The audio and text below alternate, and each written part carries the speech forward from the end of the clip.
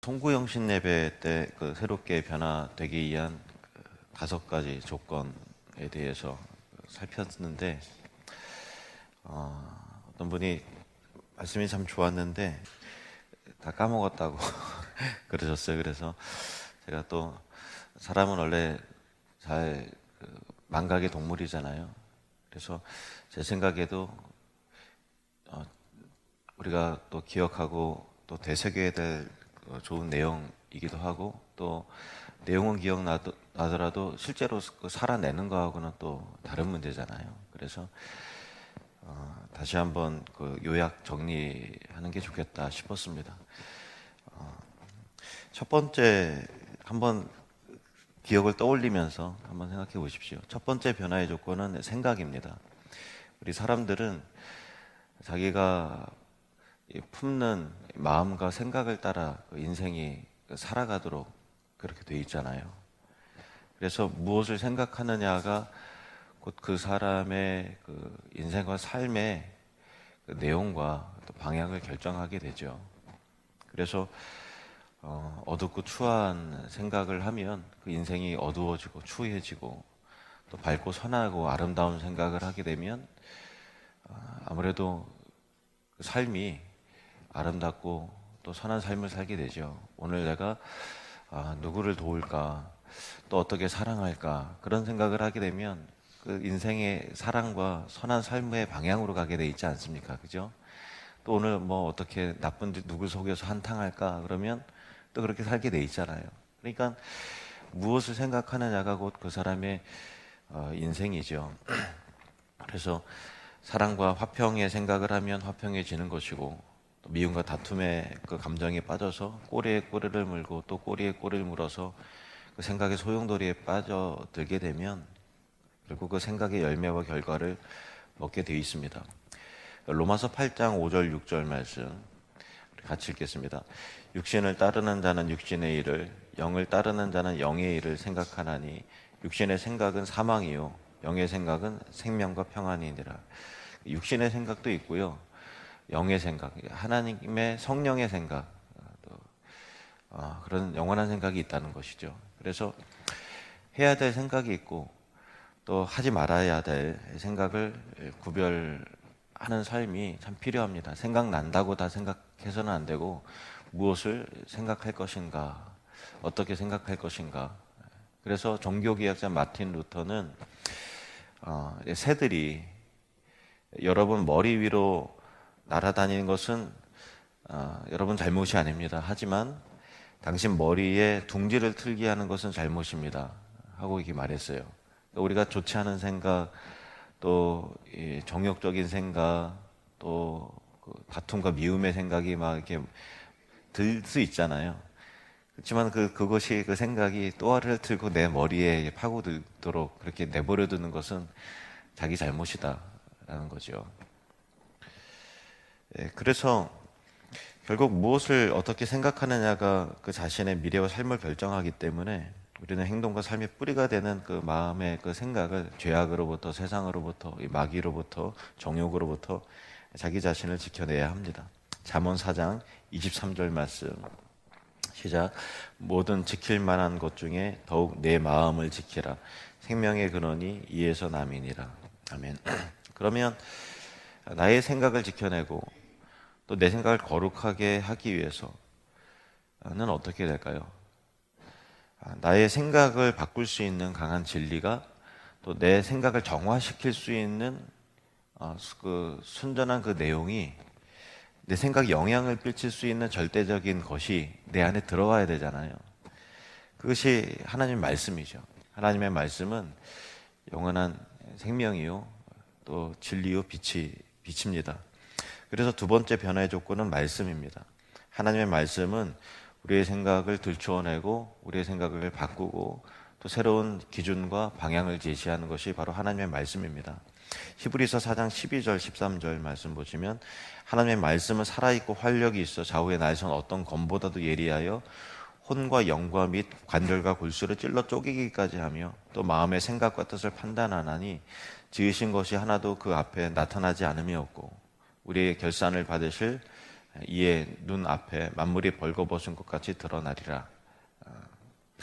거듭남이라는 것은 하나님의 말씀을 통해서 하나님을 새롭게 알아가게 되고, 또 하나님, 거룩하신 하나님 앞에 섰을 때 내가 얼마나 죄인임에 비참한 존재인지를 알게 되고, 우리가 살아가는 세상과 죄와 또 그럼에도 불구하고 우리를 사랑하셔서 그 아들 보내신 예수 그리스도의 그 구원의 진리와 그 모든 내용들을 하나씩 알아가고 배워가는 것이 신앙생활이잖아요. 그러니까 신앙생활에는 결국 우리의 지식이 새로워지는 거죠. 하나님 말씀을 통해서 삶의 기준이 바뀌는 거고, 그것이 분명히 생각의 변화로 오는 거죠. 그래서 그 말씀이 내 안에 들어오는 것, 내 안에 지식으로 되는 것, 또 말씀이 내 안에 영향을 미치는 것이 굉장히 중요합니다. 그것이 생각을 바꾸고 믿음을 새롭게 하는 거죠. 그래서 날마다 그 말씀 앞에 내가 서 있으며 그 말씀을 묵상하는 삶을 사는 것이 굉장히 중요합니다.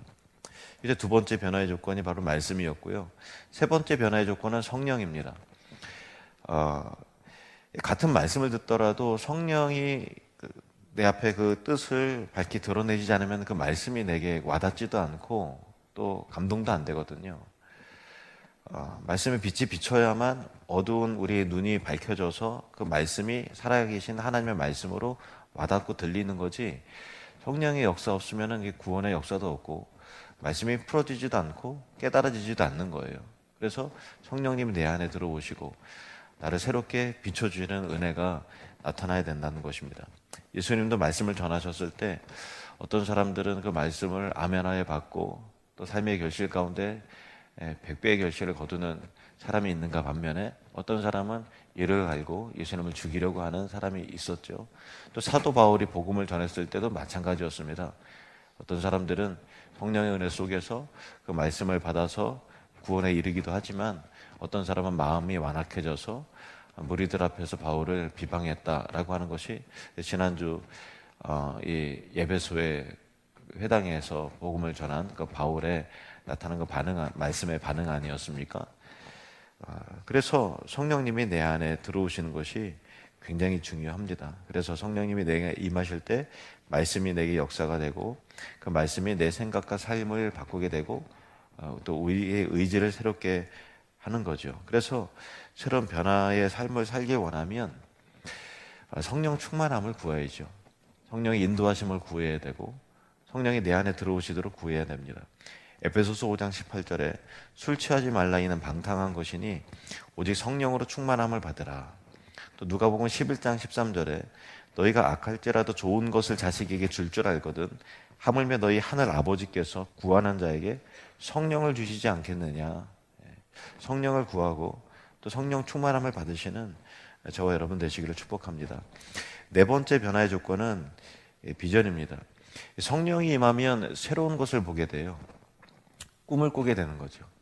비전이 생깁니다. 요엘서 2장 28절에 그 후에 내가 내 영을 성령을 만민에게 부어주리니 너희 자녀들이 장래일을 말할 것이며 너희 늙은이는 꿈을 꾸며 너희 젊은이 이상을 볼 것이며, 이렇게 말씀하셨습니다. 성령의 사람은 다 비전의 사람이에요. 성령 충만한 사람 치고서 미래에 대한 기대감이 없는 사람이 없어요. 하나님께 행하실 일들에 대해서 마음이 설레지 않는 사람이 없어요. 왜냐하면 성령의 사람은 하나님 나라를 바라보기 때문에, 영원한 가치, 영원한 것에 가치를 두기 때문에 그런 거죠. 그러니까 늙은이라 할지라도 성령 충만을 받으면 하나님 나라의 비전과 열정으로 마음이 뜨거워진다는 거예요. 기도가 나오죠. 그의 나라와 그의 의를 구하게 되는 거예요.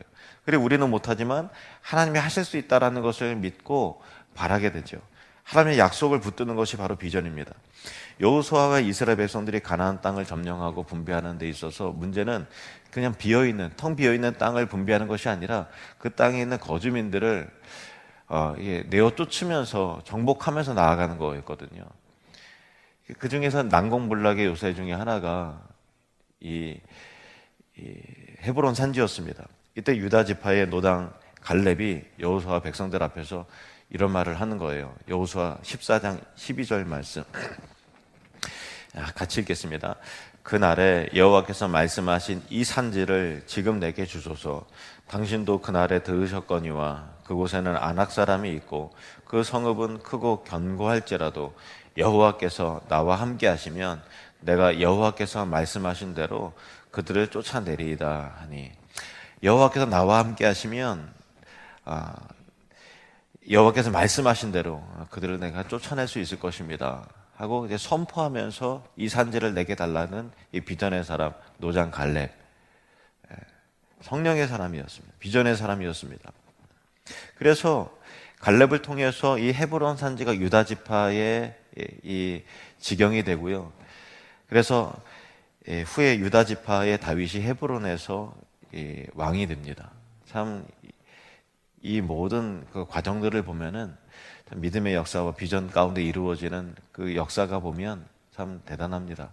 성령의 사람, 믿음의 사람이 되시기를 축복합니다. 마태복음 6장 33절에 그런즉 너희는 먼저 그의 나라와 그의 의를 구하라 그리하면 이 모든 것을 너희에게 더하시리라 이렇게 말씀하셨습니다. 마지막 다섯 번째 변화의 조건은 행동입니다. 누가복음 6장 46절 같이 읽을까요? 시작. 너희는 나를 불러 주여 주여 하면서도 어찌하여 내가 말하는 것을 행하지 아니하느냐.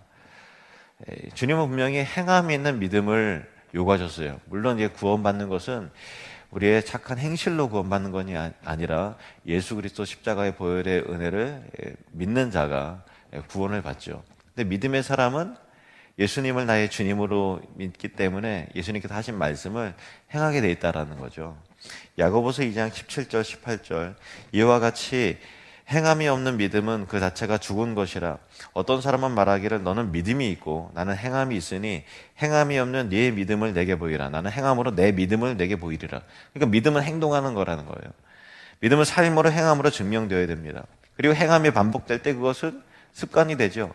습관이 내 안에 들어올 때 그것은 인생이 됩니다. 그래서 성공적인 삶을 살아가는 사람들의 공통점을 보면 성공적인 습관이 있어요.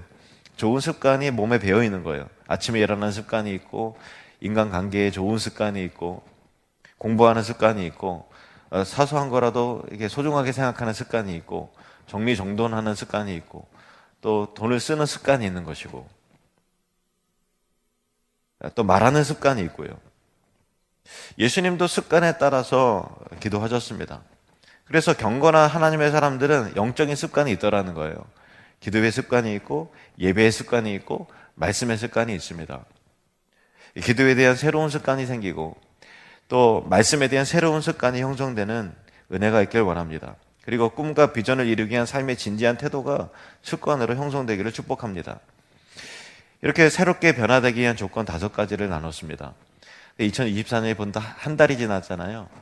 하지만 근데 음력으로 이제 새해가 또 음력으로 보면 또 시작되는 거잖아요. 그래서 이제 기억이 나실 거예요. 그때 송구영신 예배 때 5가지 조건을 들었지.